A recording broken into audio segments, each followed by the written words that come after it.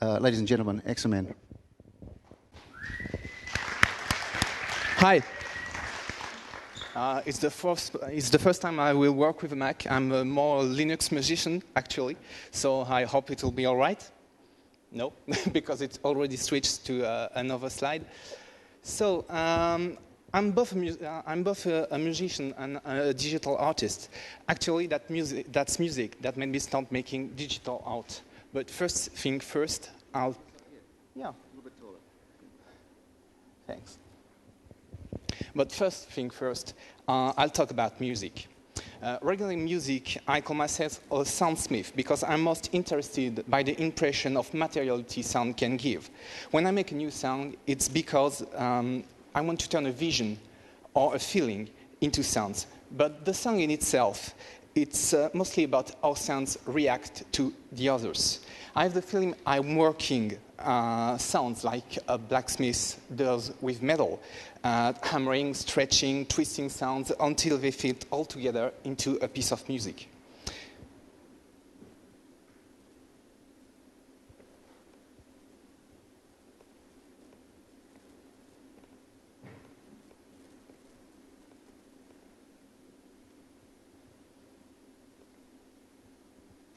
All right. When I'm playing live, I like to be free to be even more radical with this approach. So I made an instrument which allows me to improvise freely. It's basically a rhythm box where each channel goes through several effects controlled with visually engaging devices such as audio cubes or ribbon synth, for example. I feel I'm following the same approach when I'm making digital sound. I don't change parameters of my effects, but parameters in the commands are right.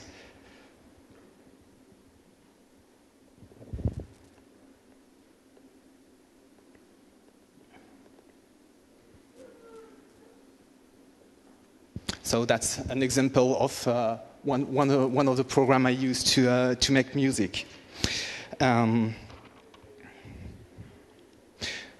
Although I've been a professional developer for years, it's important to me to write programs on the fly when it comes to art, as it is part of the approach. Writing a command, testing it, and seeing the result is the way for me to keep it experimental aesthetically, both for myself and my audience. That's why my favorite programming tool is shell scripting, as you can see. And why the GUI I use are often console-like. But let's come back to digital sound out. Actually, I use a lot of pictures for generating sounds. That's the core technique of an over-installation of mine called the Synæsizer. Synesthesia is a theme of this music test festival. The Synæsizer is a device that makes you see what it hears and hear what it sees. Thus, it turns you into a synesthete, just like Kandinsky, who could hear music in colors, or Nabokov, for whose letters would conjure up colors. To do so, it is an artificial synesthete in itself. The video system is directly plugged into the video and vice versa. If we compare it to a human being, if we compare it to a human being, it can hear with its eyes and see with its ears. And what it sees alters what it hears, and so on. The technique I use is data bending. Files or data stream, whatever their original purpose is, are interpreted as audio files, and then data bending does not apply only to computers. Data bending is possible with all symbol systems, such as the human brain, like Herbert Simon said. When a human brain bends data, it is called synesthesia, the union of the senses, etymologically.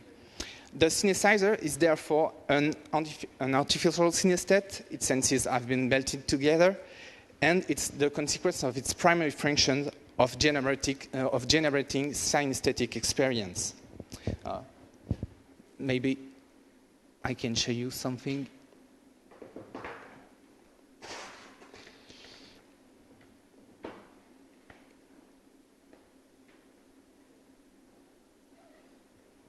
So first, I feed the program with a picture, here, Earth, by Dorian Wotton. Then the Synæsizer analyzes the image and chooses the most appropriate sound refining process. Actually, it works with spectrogram analysis and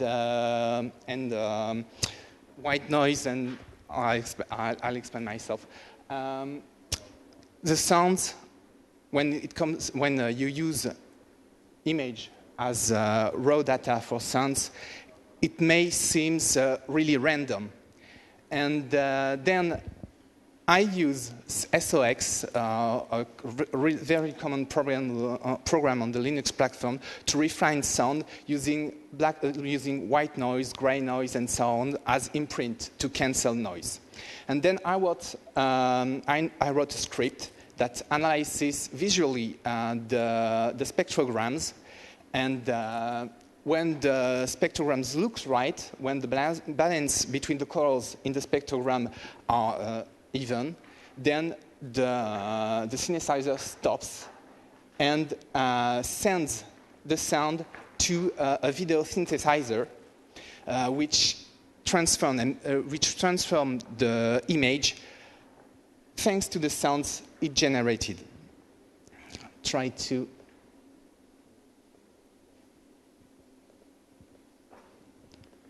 show you.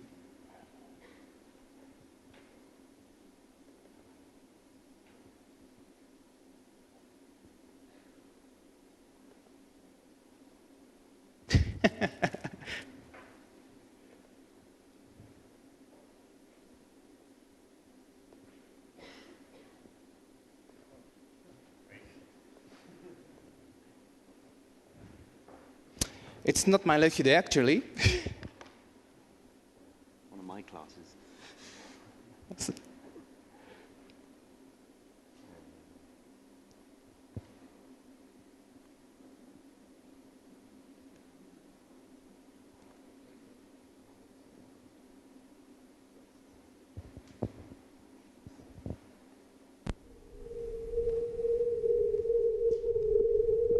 So what you hear is the result of the synthesizer data bending the first image you see.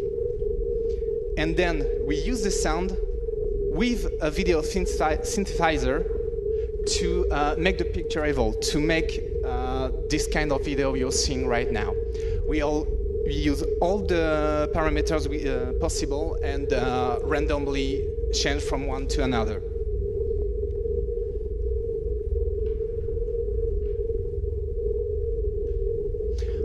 I'm pretty happy with the result, as well as the people who attended the different exhibitions where I displayed the synthesizer. But I'm looking for a way to make it really interactive, using pictures of people looking at the digital frame instead of predefined pictures. I'll really be happy to discuss that with you later on.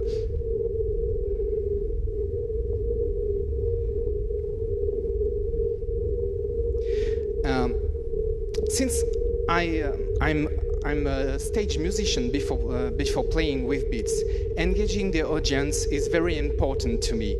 And most of digital art pieces I've seen so far lack of that aspect. That's why I made another digital installation called F555.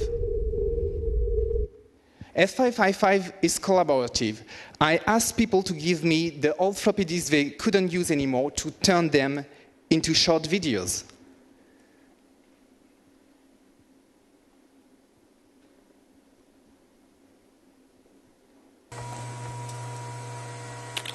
Oh, sorry.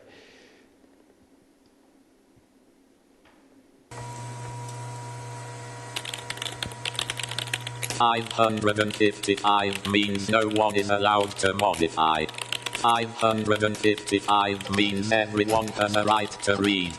555 means everyone has a right to execute.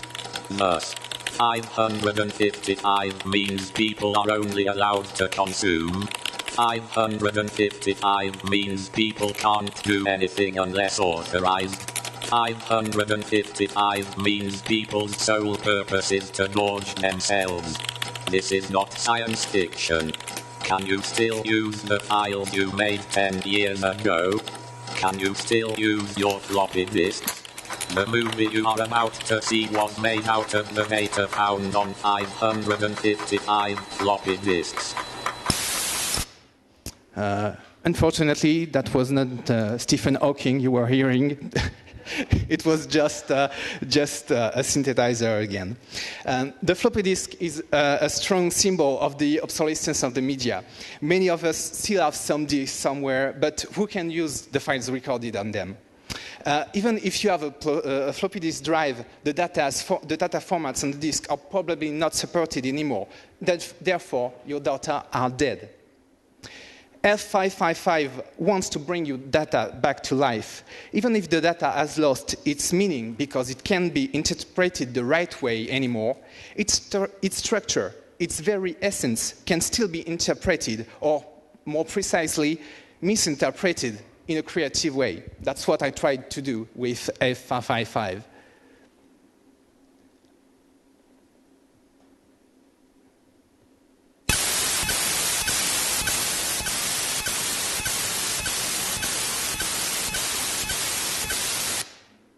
So that was really the result of one floppy turned to a 6-second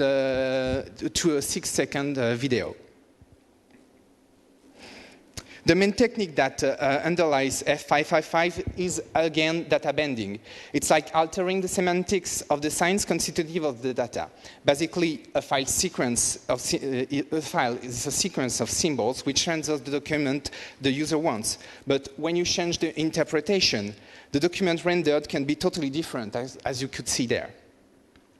But once again, I feel I'm missing the point of engaging the audience, and any idea would be welcome. Actually, why is this a 6-second video? It's because it's the Vine format, and it was the best way from so far to have people look at them and share them. It was just a try. The first version was to be 55 seconds. And because I couldn't find a way to engage the audience, Dorian Wotton and I at the LED Collective are trying to bring the stage experience to the audience. So we are developing right now a new installation called Mirage.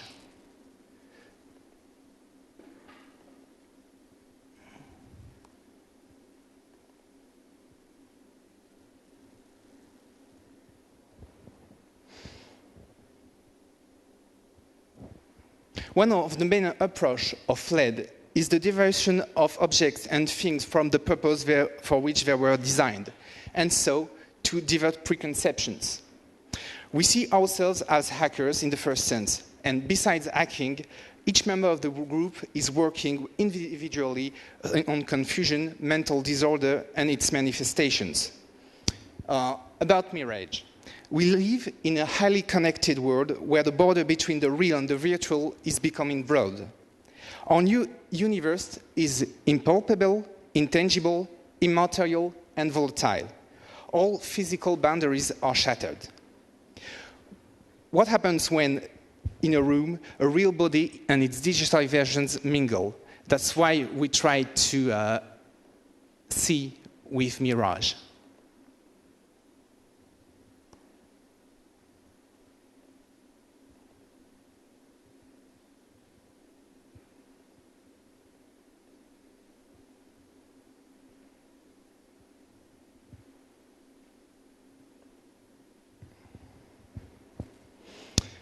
So, what are interactions that are taking place between the body, the submerged body, and the digital interfaces to play? The project Mirage is part of this research.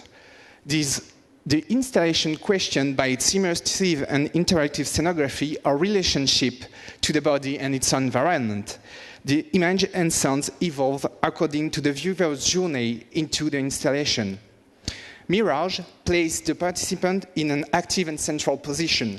The project questioned the relationship between self, sound, and space.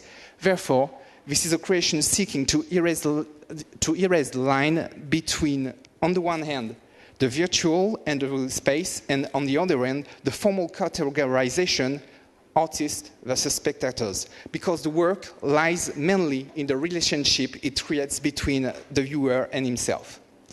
Mirage will confront the audience with audio and visual elements causing confusion for their senses, questioning them about their own physical entity in the room and outside the world, and their virtual entity on canvas or in the virtual spaces, for example.